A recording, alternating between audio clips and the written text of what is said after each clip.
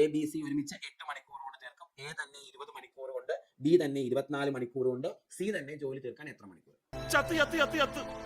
ആദ്യം ഈ മൂന്നിന്റെ എൽസിഎം എടുക്കണം. അതാണ് ടോട്ടൽ വർക്ക്, ആകെ ജോലി.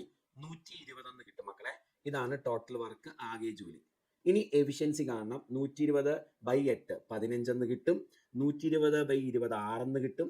120/24 5 എന്ന് കിട്ടും അല്ലെ. എനിക്ക് 3 പേരുടെയും കൂടെ എഫിഷ്യൻസി 15 എന്ന് കിട്ടി. എന്നാൽ എയുടെയും ബിയുടെയും മാത്രം എഫിഷ്യൻസി 11 ആണ്.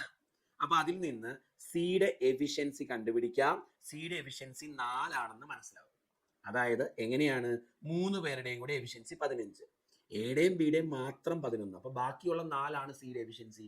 സിയുടെ എഫിഷ്യൻസി 4 ആണെന്ന് പറഞ്ഞാൽ 1 മണിക്കൂറിൽ 4 ജോലി തീർക്കുന്ന, ഇവിടെ മണിക്കൂർ കണക്ക്, അതുകൊണ്ട് 1 മണിക്കൂറിൽ 4 ജോലി തീർക്കുന്നു. അപ്പൊ ആകെയുള്ള 120 ജോലി തീർക്കാൻ സിക്ക് വേണ്ട സമയം 120/4 ആണ്.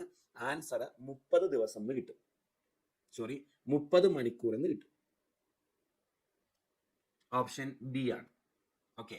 അപ്പൊ എയും ബിയും സിയും ചേർന്ന് 8 മണിക്കൂർ കൊണ്ട് ജോലി തീർക്കും. എ തന്നെ 20 മണിക്കൂർ, ബി തന്നെ 24 മണിക്കൂർ, സി തന്നെ എത്ര മണിക്കൂർ കൊണ്ട് ജോലി തീർക്കും എന്നാണ്. ആകെ ജോലി കണ്ടുപിടിച്ചു.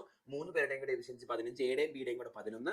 അതിൽ നിന്ന് സിയുടെ എഫിഷ്യൻസി 4 ആണെന്ന് കിട്ടും. സി 1 മണിക്കൂറിൽ 4 ജോലി തീർക്കുന്നയാളാണ്. 120 ജോലി തീർക്കാൻ വേണ്ട സമയം 120/4, ആൻസർ 30 മണിക്കൂർ.